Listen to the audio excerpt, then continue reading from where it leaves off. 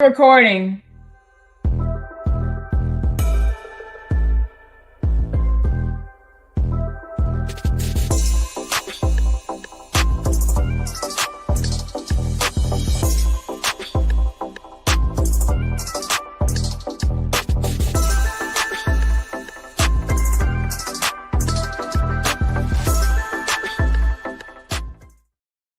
Hey, hey, hey.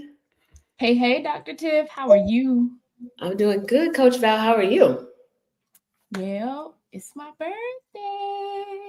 Oh, birthday girl, birthday girl. I love it. Happy birthday to you. Thank you.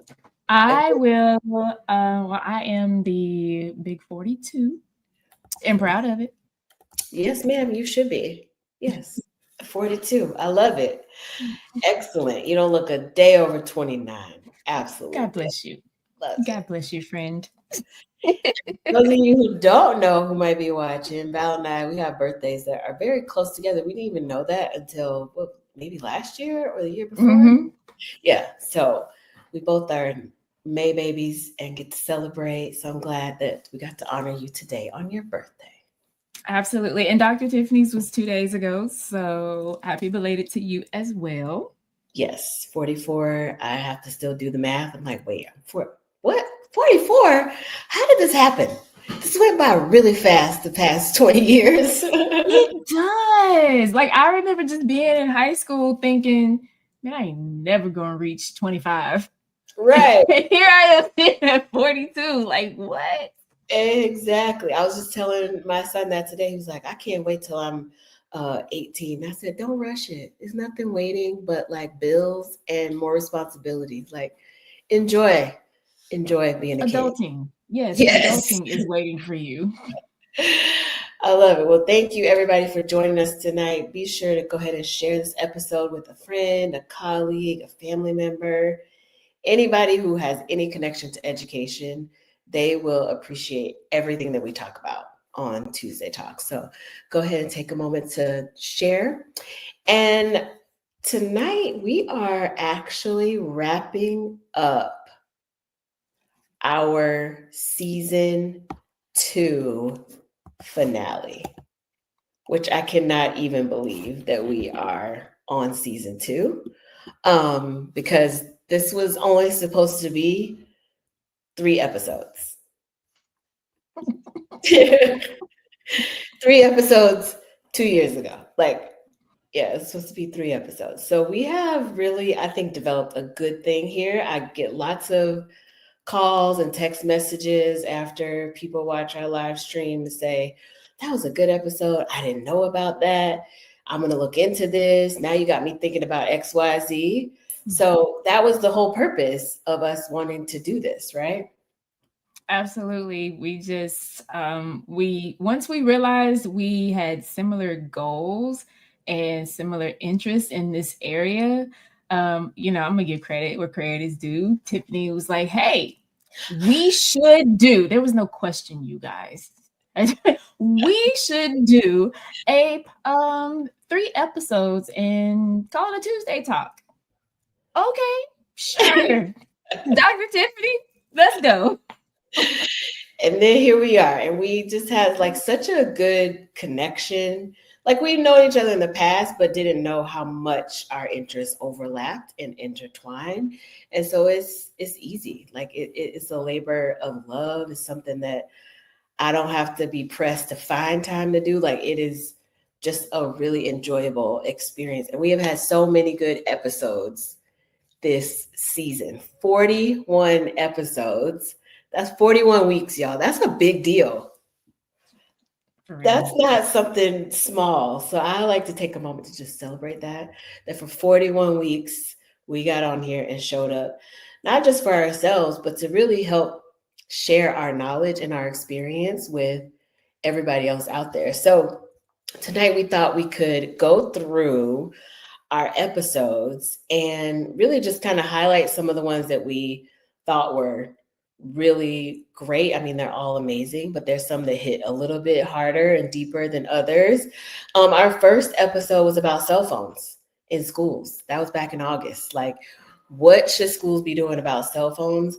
I know there's been some big changes here in the Atlanta metro area for the upcoming school year about cell phones. So, what has anything, if anything, has changed down in your area? Well, that was at a time in my life where a chapter was ending. Um, now I am in a new one.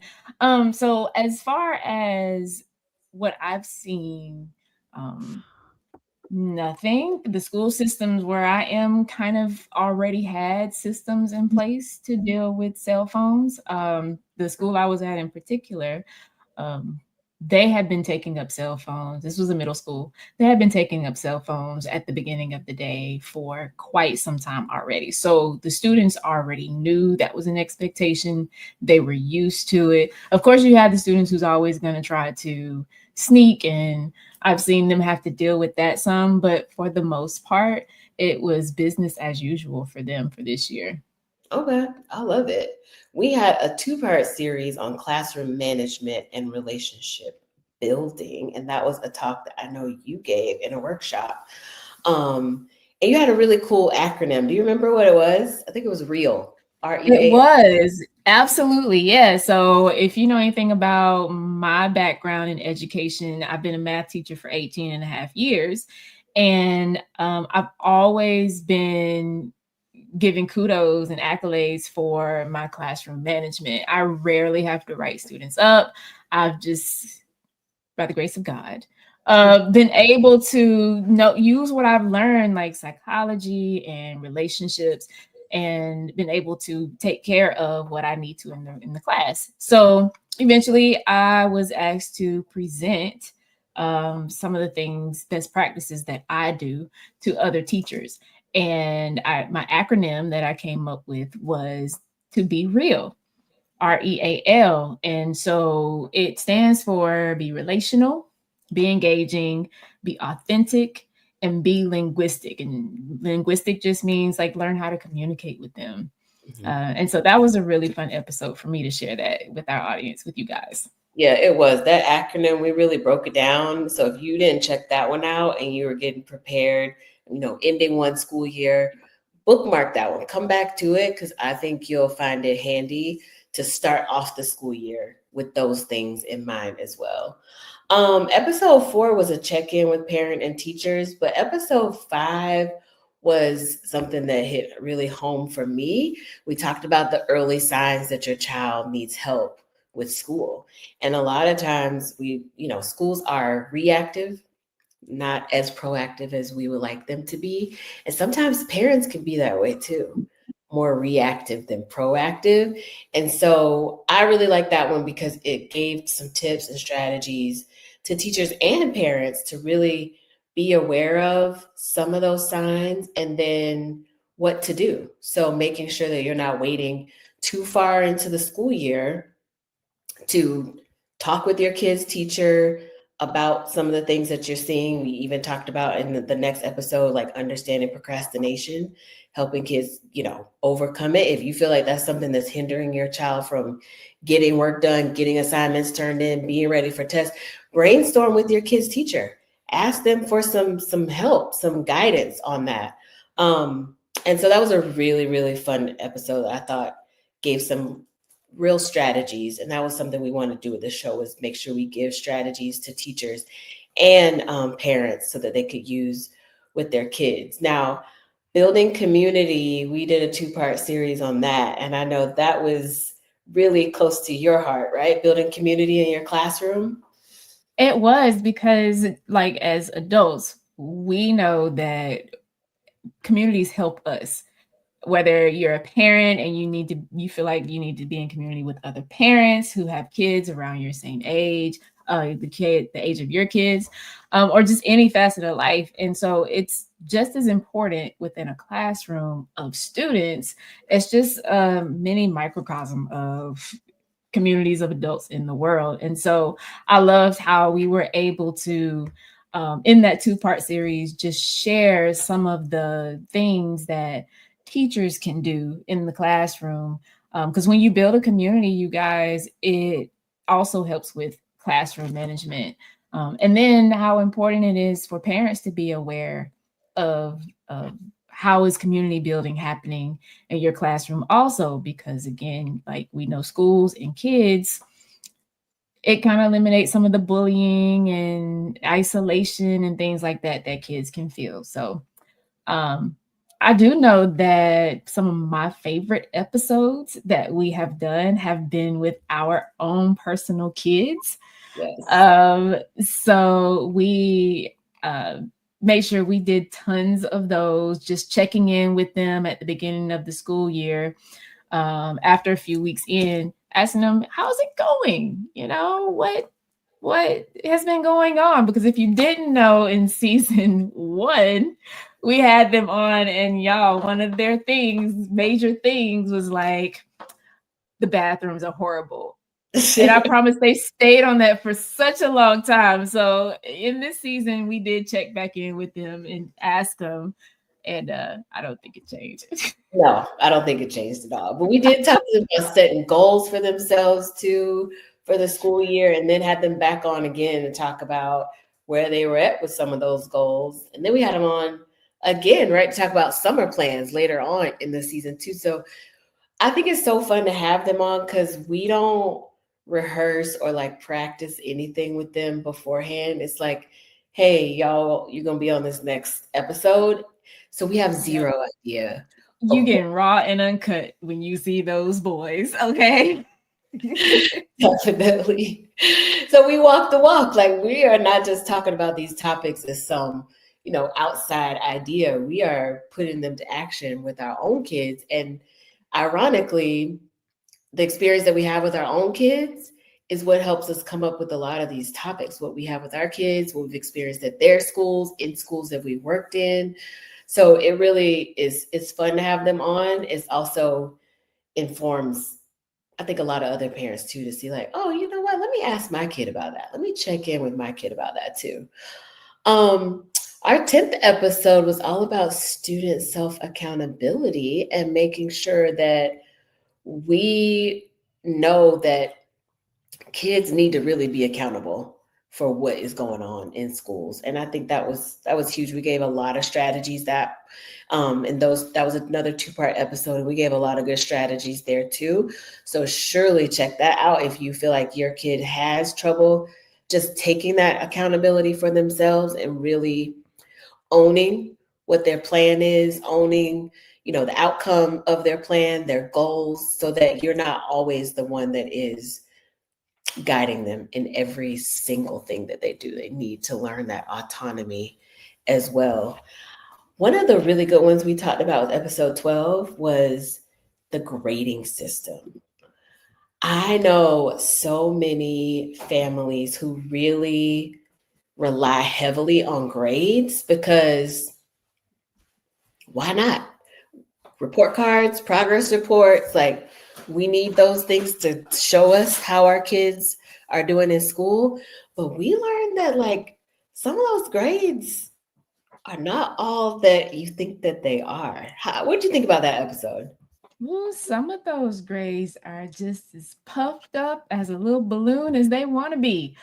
Um, we do this the way the system has been set up. We depend on grades, and at this point, you guys, it was a frustration for me because we were told that we couldn't give lower than 50 or 60. Like there's so much manipulation happening in the grades and within the grading system that honestly it sets kids up for like mediocrity and for some of them failure. It makes it tougher later. And in that episode, we even talked about some college students' responses to having to go through those types of grading systems and how it made it harder for them later. And they wish, it had been different. So definitely go check out that episode as well.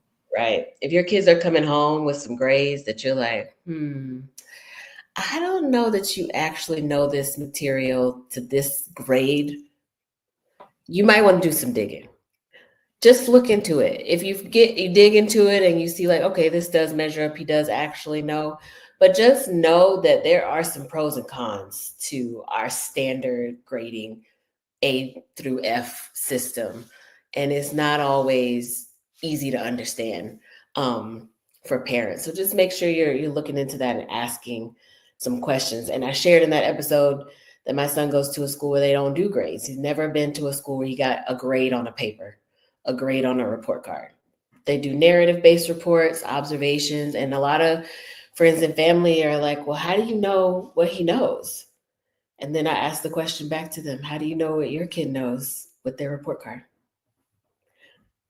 You think you know. And they might be able to say that to me too. And there it is, okay? And they might be able to say that to me too. Well, you think you know because you have the narrative, but we're all in this together where we got to be observing our own kids and making sense of what the school says to us. Gone are the days where every single word from the school is just taken as truth. And unfortunately, that's just the world that we're living in. But do some digging. That was a really good episode. And then we talked about developing study habits, the question of homework. Is it relevant anymore? I feel like we had a good both sides of the coin type discussion for that homework episode because, again, the schools that my kid has gone to, they don't do homework. And I know some parents are like, they have to do homework. How are they going to remember what they've been taught in school? They need to practice. But then there are some families at home doing homework for 4 hours after school. And then it's like, where's the benefit here? Everybody's frustrated and mad. Yeah, absolutely. From the educator standpoint, you guys, yes, they do need to practice. That practice doesn't have to be done at a certain time, in a certain setting, in a certain place. And so I would also like just thinking about it, reviewing it now, the thought that came to my head was, well, what are they doing during the school day to not have adequate time to practice and need so much time outside of school? So just some things to think about, you know what I'm saying? Yeah, that's a really good question. Up next, we talked about another one near and dear to my heart, getting your child evaluated for special education. This was episode 16 back in November. That is the time that you have, by that time, gotten a couple of report cards, got some progress reports. By then, your kid's teacher or you know that something is not progressing the way it should. And that is the time when you need to start getting the ball rolling on special evaluations. And during that episode, we talked about why you can't wait until April and May to say, oh, you know what? Look at this whole school year. She didn't get what they were supposed to be, getting for the school year. Now I want them tested. You're behind the 8 ball at that point. So go ahead in that time frame right before the Thanksgiving holiday to go ahead and start thinking about if that's the next step that you want to take. But definitely check out episode 16 if you've been thinking that that's an issue during the school year, so that you can get some strategies on how to approach that topic with the school as well. And then I got to do a course. I shared a webinar, part of a webinar that I did on charting the course through kindergarten. And it was again, I love early childhood. I know, Val, you're more like the older kids. I like the little ones that dig right up their nose and want to show it to you. Those are my people. But we talked a lot about what the expectations are for kindergarten.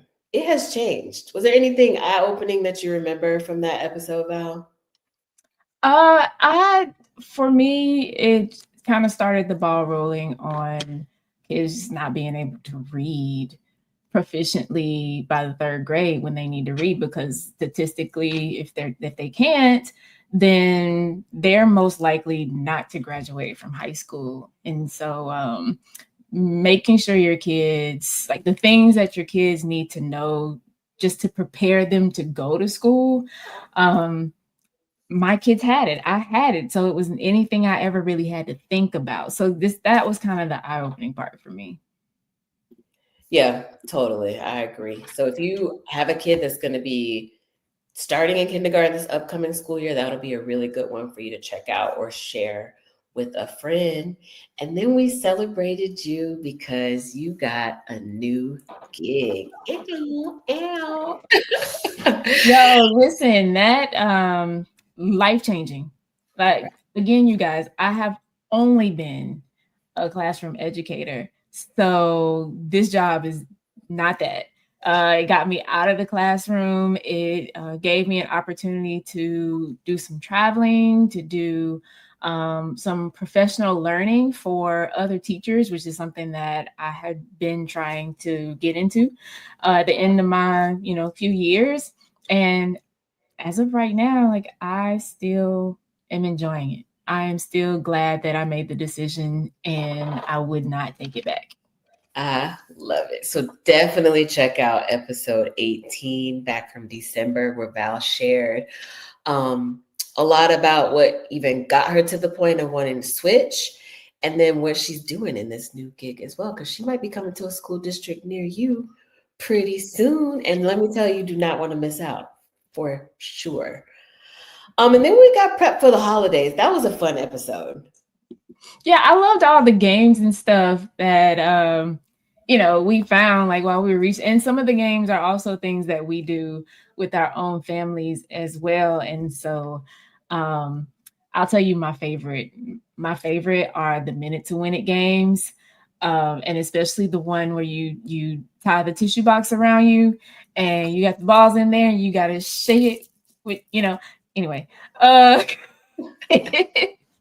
I love that kind of stuff for the holidays. It brings family together. It gives you a chance to create experiences together so that you can, continue to build those relationships with your loved ones. Right. Especially when you have maybe middle schoolers who want to be in their room on their phone or their computer, high schoolers who just want to, be around their friends. The part of, we talk about education on this show, but that's not just what happens at school. That is also education that happens at home, and it doesn't have to look like a piece of paper and a pencil. It could be family time that you all are spending together so that you can, model good problem solving, strategies for your kid in case there's like friction in the family, or if you want to get your kids together who normally are like arguing and biting each other's head off to come together and plot out some obstacle course for the house. Like it's a way to do it so that you are building up on the conversation skills, the relation building skills, and then conflict resolution if that's something that needs to be, tapped into at your house. So definitely check that one out if you want some different ideas on that as well. And then we embarked on a multi-part series on letting kids fail. It started off as like just a 2-part series, and then we found a book, The Gift of Failure by Jessica Lahey, and then we did an even deeper dive. And tell me, like, why? I know that resonated with both of us, but just to refresh everybody, like, why did that resonate with you so much? One, because I've leaned towards doing this with my kids since they were little. Like that was just something kind of innate, it seemed to me. But as a school teacher, especially, I know that kids are afraid to take risks, especially in a math class. And so a lot of the struggle that I had with students was not really the math itself. It was getting over the hump of it's okay to be wrong. It's okay for things to not go the way you want them to go or the way you feel like they should go. You just need to like regroup and, either try it again because it's something that you're really trying to attain, or don't because you realize it's not. But parents tend to we want the best for our kids. Right. And so because of that, parents kind of take that overboard and they try to protect their kids from things that would actually allow their kids to learn. So it intrigued me, one, from just my personal experience with my own kids and seeing how confident it helped them be. And then two, from the classroom, the confidence that the students lacked because they weren't used to messing up. Yeah, that was a really good, it was like 5 episodes that all kind of centered around that. 3 of them were from the book. One of them we talked about an article from the Washington Post about what happens when a whole generation never grows up. Like that directly ties back to us not letting our kids fail, because we're always catching them, always swooping in to save the day. We are setting them up to be the generation that never grows up, tries things out, takes risks, bounce back from failure, and develops that resiliency. So that was a really good series of episodes that we did, kind of all centered on that. And if you haven't checked out that book, The Gift of Failure by Jessica Lahey, definitely check out episodes 25, 26, and 27, because we dove deep into all the chapters of that book. And true to form, the things that we come up with as topics to discuss on the show up in our lives with our own kids. So we're like, oh my gosh, we're reading this book to do for Tuesday Talks. And let me tell you how I just found myself swooping in to save the day. And I had to say, take a couple steps back, Tiffany. This isn't your issue to fix. Let him deal with the consequences of the actions that he took. So even in that, we're correcting ourselves along the way, because no, we're not going to get it right the first time, every time. It's impossible. Absolutely. Yeah. And then what came up next? Yeah, so I had a big event. Outside of being an educator, I have been traversing through this terrain of teen mentorship, something that I do in the classroom, and decided to put more emphasis on it and build a company around it. And so I had my first official teen girl empowerment event at the beginning of March.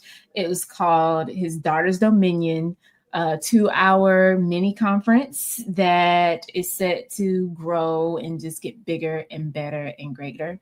But the focus of the conference was about giving girls a chance to reflect on who they are, talking about their identity, and how that directly ties to your ability to create, manifest your hopes and your dreams that you have, and how to be yourself in the process and understand how to have fun as well. It doesn't always have to be drudgery and grinding, but to show the kids how to walk in their purpose. The event was amazing, and just thank you to everyone who was involved, especially Tiffany, because you gave me so much encouragement and so much support from across the screen, and I really appreciate it. But we had a blast.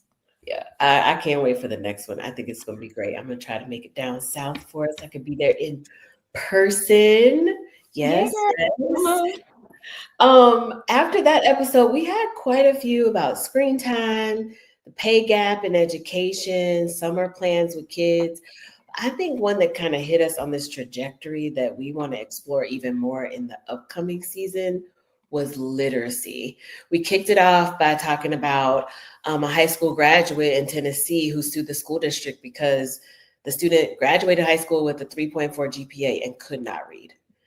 And we talked about what could happen, what could have happened that allowed that to be, a true event. And the kid actually, the family won the lawsuit against the school district. We had some special guests on, and then we took a deep dive into a podcast, Sold a Story.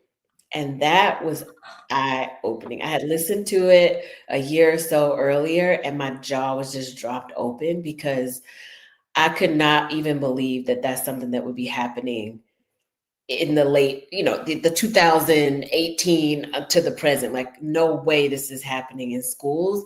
And then realizing, well, this is no wonder why kids are having such a hard time reading. So if you have a friend, a family member, or your own kid who's struggling with reading, definitely go back, check out episodes 35, 36, 37. And then we had a great guest that Val introduced me to talk about the science of reading. Yeah, so a friend of mine, Ambria King, came on as an expert special guest for us on the science of reading. She is literally a walking science of reading resource. I just remember when we were recording the episode with her, like Tiffany and I were just sitting here like in awe, like, oh my gosh, she knows so much and she's so fluent in her knowledge. And not just that, what we liked best was that she was able to explain it in layman's terms, explain it in a way that if you had no idea what it was when you first turned on the episode, you had an understanding of what it is. And then on top of that, she gave amazing strategies, simple, straightforward strategies that parents can use at home. Yeah. And, so if we go like this streamline of talking about how parents can be involved, kids getting ready for kindergarten, all of these things, I feel like her strategies was like a rounding out and summarizing all of that building up from the season. Yeah, which is one thing I really like about our show is that we don't just talk the talk. Like, we are giving you strategies to use in your classroom, to use at home, that aren't going to require you to go out and spend a bunch of money on resources, because it's impossible to buy all the things unless you're rich, which if you are, congratulations, go out and buy all the things. But if you're not and you're busy and you don't have time to buy all the things and sit down and do them with your kids every night, then some practical ways, we always share those in almost every episode. Then we really talked about AI in education, because that's a big thing now that these kids have access to ChatGPT and helping them, really realizing how to not use it responsibly. But then also, like, how can schools bring that in a responsible way too? Because to just ignore it does not mean it's going to go away. To not talk about it in schools does not mean kids are not going to access it. So we really got to start incorporating that. And we had a great guest on, Melissa D. White, to share her expertise in that area as well. So definitely take a listen to that one. And then the last week episode was listening to understand, or being told what to do. Like, what are kids getting from us talking? Because I find myself talking to my son and I'm like, okay, I'm talking too much. Let me back up. Is he listening to really understand what I'm saying? Or is he just listening, waiting for me to finish yapping and then just tell him what it is he needs to do? So we really took a deep dive into that one as well. And then here we are. Ooh. Our last episode for season 2. We're going to take a break for the summer because, we are busy mamas. We got stuff to do. And we want to dedicate our full self to the show and not be, splintered between trying to enjoy the summer like everybody else and planning out these shows. So we are going to be back on in August. Take some time to go back through the episodes, share them with a friend. We have some changes coming up for our 3rd season, which I can't even believe would be season 3. Just to give you a little sneak peek, we are going to keep talking about the science of reading and have other special guests on, because that is huge. And in Georgia, our governor just passed a bill banning the cued reading strategies that we talked about in the episodes where we deep dive into the podcast Sold a Story. So that's going to be really cool. And then we're going to switch up our method a little bit. We're going to end our live streams and we're going to have videos uploaded every week. And then you get to pick which day you tune in on all the same platforms. But now you'll get to pick, and it won't be just one day that we're on live. You'll get to choose during the week when you want to listen. So got some fun things planned. I'm excited. I'm so excited. It seems surreal. Season 3. I know. And we're going to keep 3 episodes to season 3. How do we get there? Exactly. A long time ago. But we're going to keep the party going. So thank you so much for tuning in this season. If you were here every week or you pick and choose, thank you for just taking time out to just hear our take on things and to share your opinion on things too. So we will see you all back in August. Have a fabulous summer. Bye, you guys.